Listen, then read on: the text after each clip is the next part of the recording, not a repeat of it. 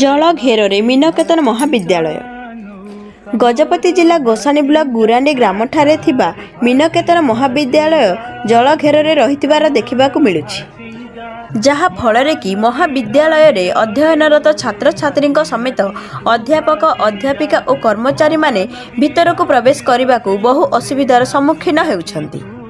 सामान्य वर्षा रे एभली परिस्थिति गत किछि वर्ष हैला एठारे देखा मिलुछि। महाविद्यालय को सरकारी अनुदान आसुछि एवं निर्माण कार्य हेउछि।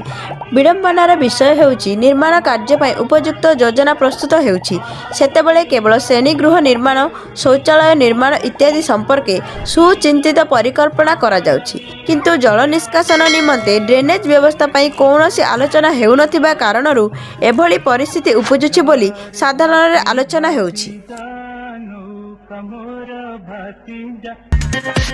Thank you.